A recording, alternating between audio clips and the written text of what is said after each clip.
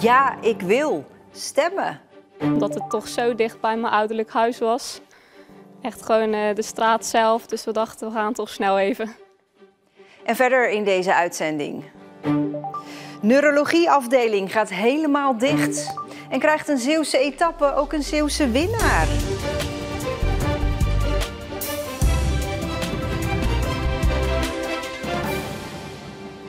Goedenavond. Zo'n 30% van de Zeeuwen heeft op dit moment gestemd voor het Europees Parlement. Een paar procent meer dan de vorige keer.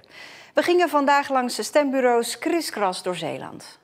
Op het stembureau in Oostdijk was het voor deze mensen wel een heel speciale dag. Voordat ze in het huwelijksbootje stapten, moest er nog wel even gestemd worden. Het was zo dicht bij ons in de straat en dat komt natuurlijk niet vaak voor om te kunnen stemmen op je bruiloft. Dus we dachten dat gaan we toch even doen. Op het stembureau in Vrouwenpolder kwamen nogal wat toeristen stemmen. Maar sommigen waren niet helemaal goed voorbereid. De eerste waar we helaas de mensen niet tot de stemming kunnen toelaten. Omdat ze geen kiezerspas hebben, maar gewoon hun stempas van de gemeente Eindhoven. En daar kunnen wij hier niks mee. Op de HZ in Middelburg kon voor het eerst worden gestemd. Maar dat was nog niet tot iedereen doorgedrongen. Ik was ook niet op de hoogte van het feit dat ik hier kon stemmen. Dus daarom had ik mijn stempas niet meegenomen. In Drijschoor zit Ton de Vlieger al 40 jaar op het stembureau. En hoewel het geen storm liep, is het zelden saai. Het is leuk werk met elkaar. We maken er een goede dag van. Dus wat dat betreft is het wel te doen. In heel Zeeland werd op 241 stembureaus gestemd. Dat kan trouwens nog tot 9 uur vanavond. Bij mij in de studio politiek verslaggever Marcel de Kranen. Ja, meer gestemd dan 5 jaar geleden. Hoe komt dat, denk jij? Ja, het staat in Nederland op scherp nu. De PVV is de grootste partij geworden. BBB is in opkomst. En er zijn natuurlijk mensen die willen dat dat doorgaat. Die gaan naar het stembureau. Maar er zijn natuurlijk ook mensen die dat juist niet willen. Die gaan ook. Ja, en zo kom je toch op een iets hoger opkomstpercentage, denk ik. Ja, dan komen er natuurlijk nog mensen bij. Zeeuwen konden ook op Zeeuwen stemmen. Maar wie maakt eigenlijk een kans? Wie een kans maakt om herkozen te worden is SGP'er Bert-Jan Ruijsen. Hij is de nummer 1 van de partij in Brussel en hij is al Europarlementariër. Maar volgens de peilingen van Eén Vandaag Ipsos verliest de SGP zijn ene zetel in Brussel, dus het blijft spannend. En, minpuntje, hoewel Ruijsen op Zuid-Beveland is geboren en getogen, woont hij al jaren in Zuid-Holland en is dus geen inwoner van Zeeland meer. Wie wel in Zeeland woont en hoog op de lijst staat van de boer-burgerbeweging is Milou Rietjens. Bekend geworden van het tv-programma Boer zoekt vrouw, staat zij nu op veel plaatsen in Zeeland op een billboard in de wei. BBB is compleet nieuw in Brussel en volgens de peilingen krijgt de partij 1 zetel. Rietjens staat op plaats 5 en zou dus achter het net vissen. Kim van Sparrentak is Europarlementariër voor GroenLinks Partij van de Arbeid. Een partij die volgens de peilingen 8 zetels gaat halen. Van Sparrentak staat op plaats 4 en is dan zeker van haar zetel. Ze is geboren en getogen in Zeeland en komt er nog graag, maar tegenwoordig woont zij in Rotterdam en Brussel.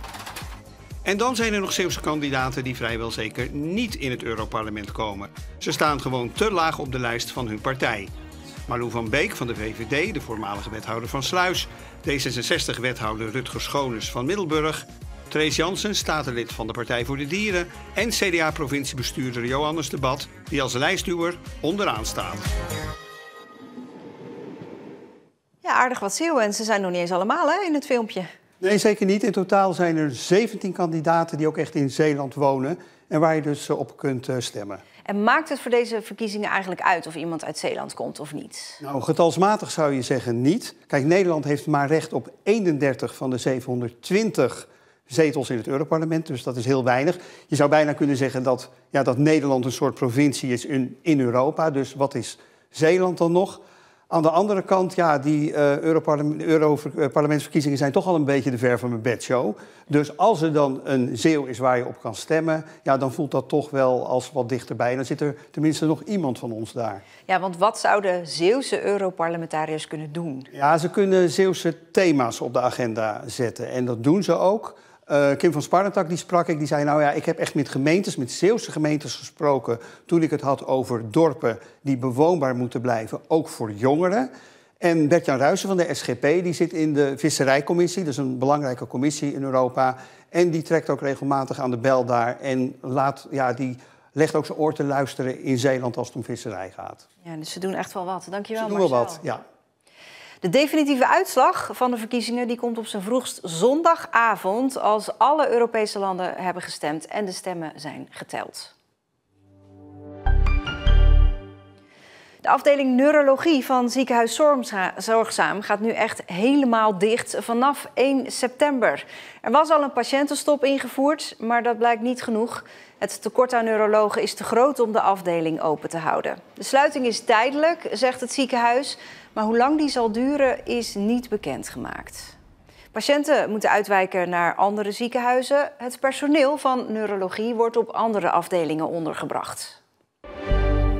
Nog altijd ligt de stationsbrug in Middelburg eruit. Voor de scheepvaart, niet voor fietsers, voetgangers en bussen.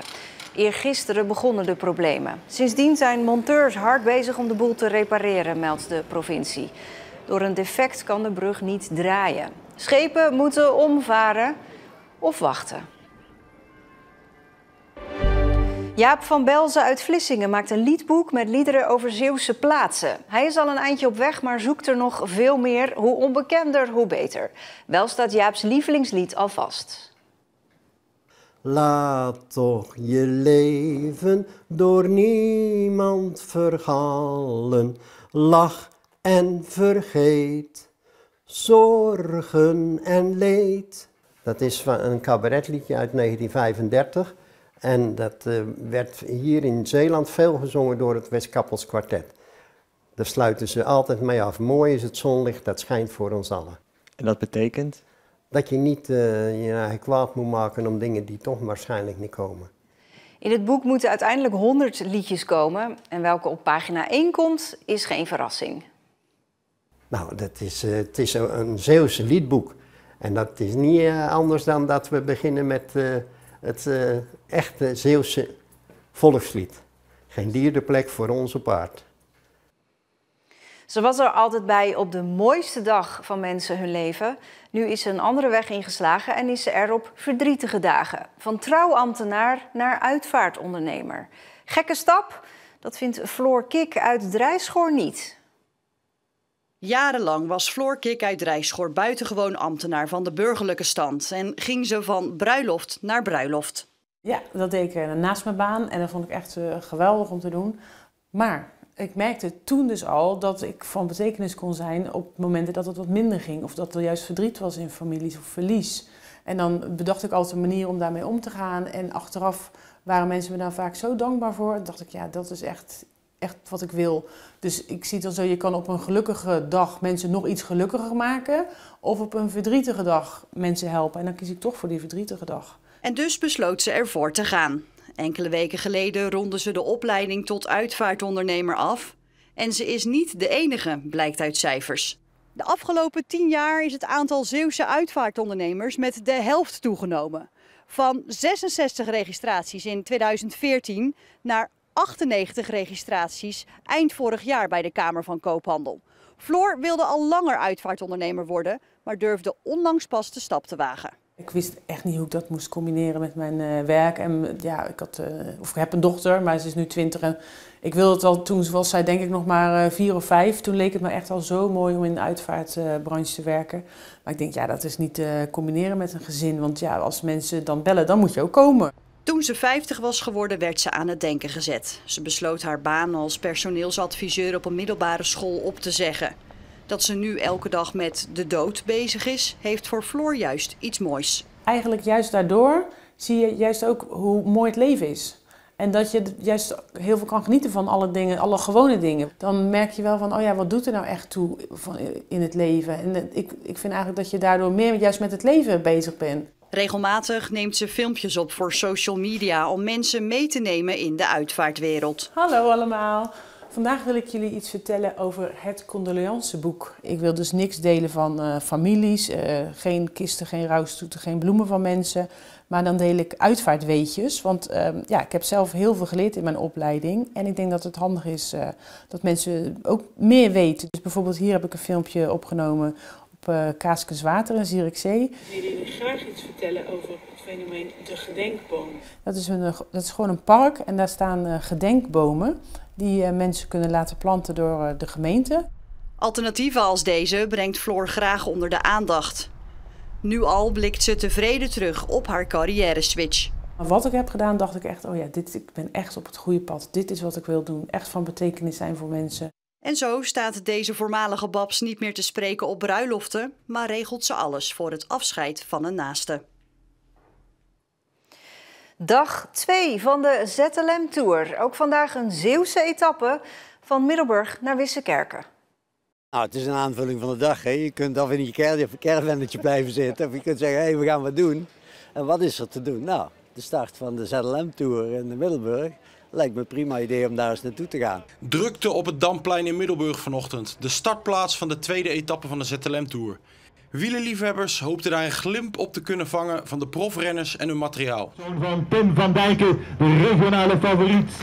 Ja, ik heb natuurlijk Tim van Dijken wel gezien, maar het meeste zijn wij eigenlijk geïnteresseerd in wat voor fietsen en dat soort dingen, details. Als je dan die grote man ziet en dat spul wat die kerels allemaal aan hebben, ja, dat spreekt mij ook toch wel aan, moet ik zeggen. Wat voor materiaal hier rondfietst, dat kunnen wij niet evenaren met wat wij gebruiken. Om 12 uur vertrokken de renners met Tim van Dijken uit Colleense-Plaat als tweede in het klassement voor de tweede etappe. Ik denk dat alles afhangt ook van de wind en hoe er wordt gekoerst. Ja, dan gaan we zien, dat is cruciaal op dit parcours. Dus het kan ook zomaar een massasprint gewoon worden, weet je wel. De rit van 194 kilometer voert de renners door het Zeeuwse landschap. Via Walcheren, Overschouwen, Duiveland om uiteindelijk te finishen op Noord-Beveland. Wissekerke is de tweede finishplaats en Tim van Dijken krijgt uiteindelijk gelijk. Het wordt inderdaad een massasprint. En op de dorpsweg komt Casper van Uden als eerste over de streep. Tim van Dijken kan uiteindelijk niet voor de zege meesprinten. Timo de Jong uit Goes wordt zevende. Morgen start de ZLM Tour in Schijndel. De finish is dan in het Limburgse Buchten.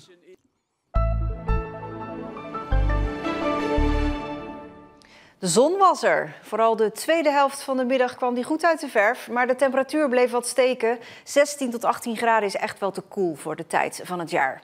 En het blijft voorlopig ook nog wel even fris. Maar ook morgen is het vrij zonnig en droog, dus het kan erger. En dit was Zeeland Nu. Met vandaag een uitzending vol stemmers en wielrenners. En we zullen zien wat morgen ons brengt. Een hele fijne avond.